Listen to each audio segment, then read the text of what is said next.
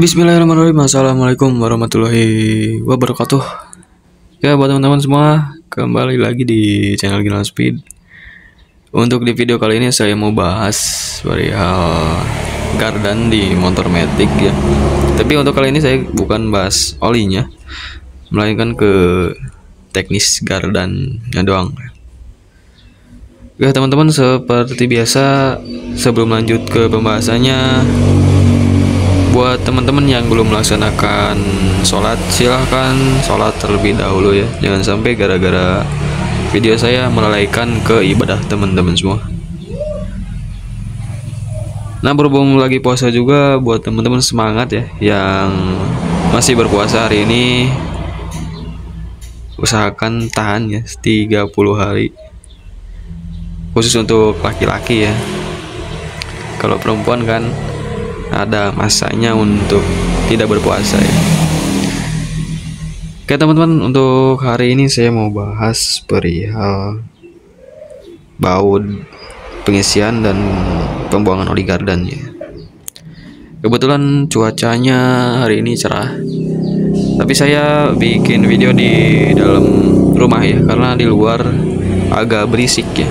Itu pun mungkin motor yang sekarang lewat-lewat itu agak mengganggu ya suaranya, makanya saya lindungi mikrofonnya sekaligus pindah tempat biar agak jelas lah suaranya.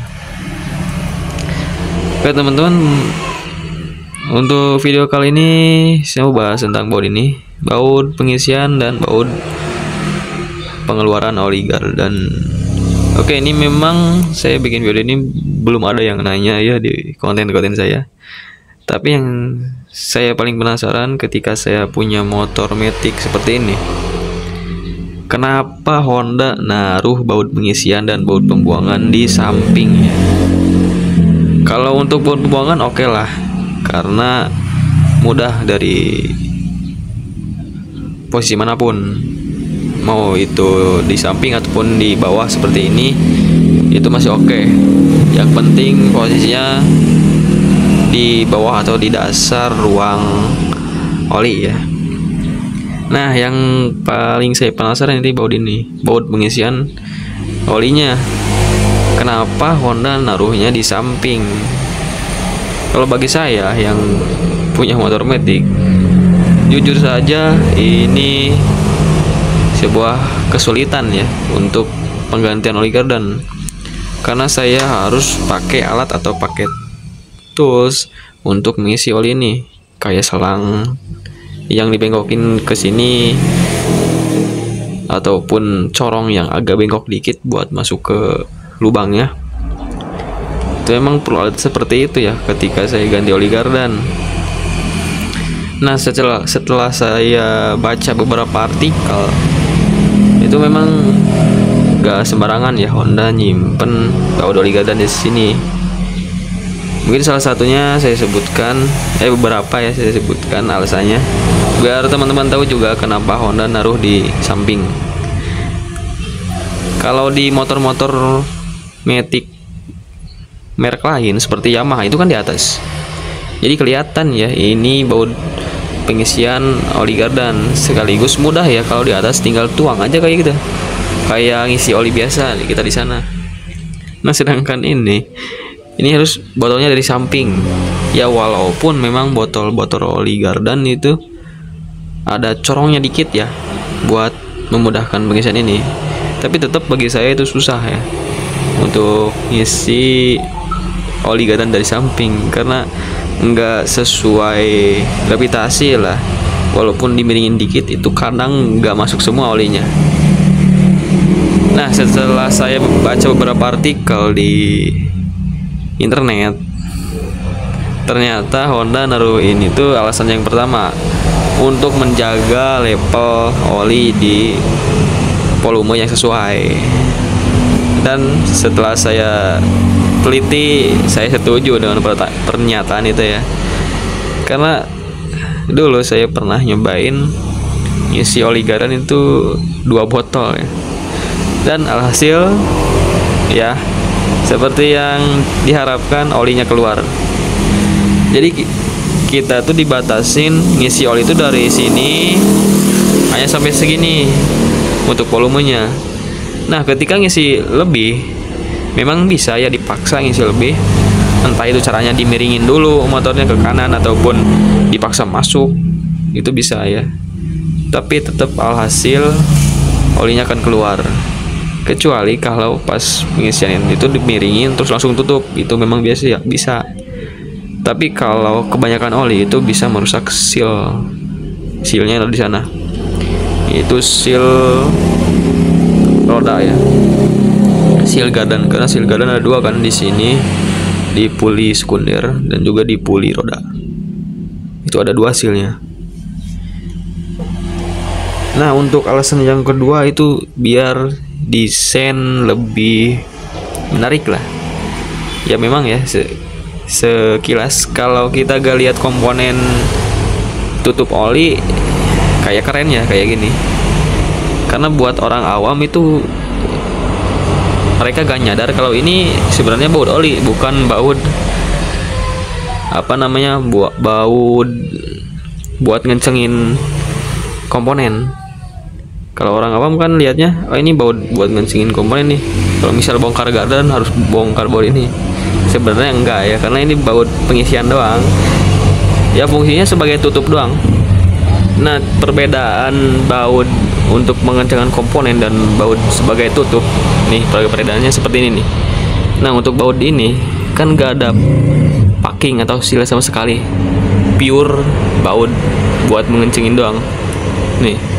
Nah, sedangkan ini lihat, ini ada seal aluminiumnya. Ini untuk mencegah kebocoran oli, terutama yang ini, yang bawah, karena gaya gravitasi kan ke bawah. Tapi tetap untuk dua baut ini harus ada sealnya, biar gak rembes. Oli kan ya bisa nyari celah yang terkecil apapun ya oli itu, jadi harus bener-bener rapat. Oke, alasan selanjutnya menurut artikel ya, perawatan biar lebih mudah. Oke, saya setuju juga dari hal itu. Karena kalau bautnya di atas ataupun tutupnya pakai plastik ya oli mesin, itu gak estetik ya bagi saya. Justru estetik seperti ini nih bagus. Jadi full baut semua, dan juga memakai baut seperti ini bagus ya desainnya. Tapi kalau baut seperti ini ditaruh di atas itu kurang bagus menurut saya. Jadi Honda udah cukup tepat nih naruh baut di samping baut pengisian ataupun baut pengeluaran. Nah, alasan selanjutnya perawatan biar lebih mudah. Nah, pernyataan ini saya setuju juga, karena ini perawatannya selama saya pakai ini mudah ya. Jadi tinggal bilas dulu pakai air, taruh sabun, tinggal langsung kayak disikat-sikat, itu udah mengkilap lagi tanpa perlu takut ada air yang masuk ya. Jadi kalau pakai tutup yang plastik itu kan pakai seal karet ya. Plastik itu lama kelamaan bisa getas, termasuk karetnya juga. Kan ini pasti panas juga area sini kalau entah itu cuaca panas ataupun ketika mesin beroperasi, ini ikut panas juga ya, karena ada gaya gesekan, gaya putar di sini. Dan juga alasannya mungkin lebih awet kalau pakai baut. Ini saya kan masih awet, belum ganti-ganti ya. Dan kan kalau pakai plastik mungkin umurnya ada umur kerusakannya mungkin sekian tahun, harus ganti tutup, sedangkan ini enggak. Oke, mungkin teman-teman itu saja ya yang bisa saya sampaikan hari ini. Kurang lebihnya mohon maaf ya. Buat teman-teman, terima kasih banyak yang udah klik tombol subscribe-nya dan juga komentar ya. Itu mengupgrade channel saya ya, bisa lebih baik lagi. Dan buat teman-teman yang mau bertanya, silahkan ya tulis di kolom komentar. Dan juga bila ada yang belum saya balas komentarnya, silahkan teman-teman komen ulang ya. karena saya mungkin ketika balas komen itu gak notice, karena kadang saya balas komen itu dari dalam hati ya, lupa kalau belum diketik. Jadi ketika saya baca komentar itu, saya sebenarnya udah jawab ya, mungkin di dalam hati, cuman belum saya ketik aja. Jadi teman-teman belum kebalas komentarnya. Perihal itu saya mohon maaf ya. Silakan teman-teman bisa komen ulang di video yang sama dan juga komentar yang sama. Oke. Untuk teman-teman, apabila ada keperluan ya atau yang perlu didiskusikan, silakan DM Instagram saya ya. Saya udah cantumkan di deskripsi video ataupun di deskripsi channel. Oke, mungkin itu saja yang bisa saya sampaikan. Kurang lebihnya mohon maaf. Wassalamualaikum warahmatullahi wabarakatuh.